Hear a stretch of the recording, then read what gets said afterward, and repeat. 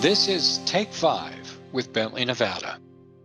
Joining us again today in the studio is Chris McMillan, Senior Product Manager for Bentley, Nevada's sensor portfolio, and that includes the Ranger Pro wireless system. Welcome back, Chris.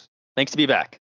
Chris, last time we talked about some of the key things to consider when you select a wireless system, and you had mentioned there are 30 or more offerings in this space, so there's a lot to choose from.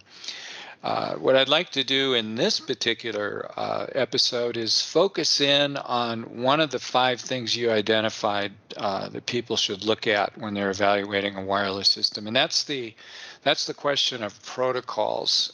So my first question is, has the industry managed to standardize on a smaller number of open protocols, or is the world populated by just a whole bunch of closed protocols?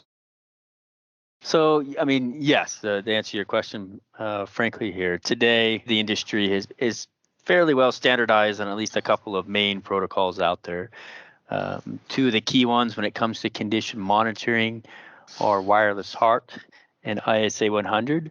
However, certainly as technology and wireless technology advances, there are new protocols and new features, expanding and developing. But as of today, wireless HART and ISA 100 has the stronghold. And has Bentley, Nevada decided on one of those, or both of those, or none of those, or where did the company land with their posture on those protocols? So Bentley, Nevada, with Ranger Pro, rather than us try to drive the market or drive our customers, we looked at what the customers are valuing. The customers value both. So we are actually protocol agnostic. We offer the Ranger Pro if you're a wireless HART user or interested party. We offer wireless HART. Likewise, ISA 100. Both have very similar performance and features, nearly identical actually. And so it fits both the value that we're looking for as well as the value that our customers are looking for. So yeah, we support both. And in terms of limitations, so a lot of times, particularly people that know a lot about vibration, they're aware that the bandwidth required for vibration data can be distinctly different and much more demanding than process data.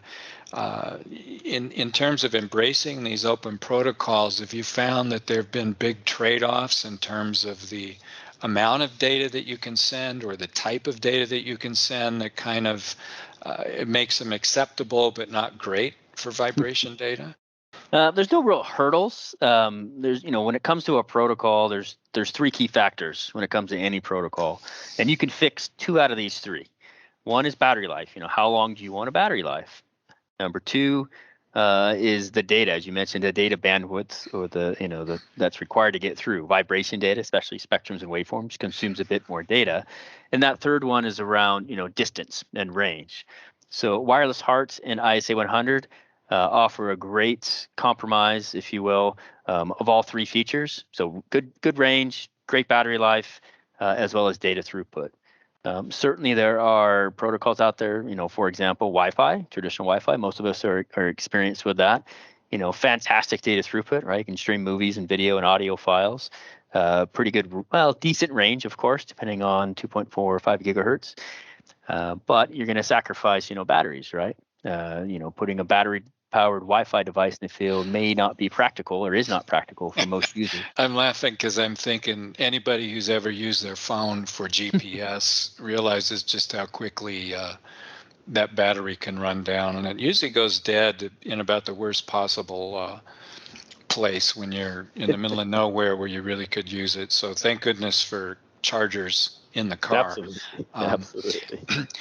Well, Chris, listen, I'd like to continue this discussion about particularly open versus closed wireless protocols. But for this particular episode, we're kind of up against the deadline. So let's put a bookmark in and let's continue that discussion. Can we count on you to join us back in the studio again? Most certainly. We're looking forward to that. This has been Take 5 with Bentley, Nevada, a Baker Hughes business.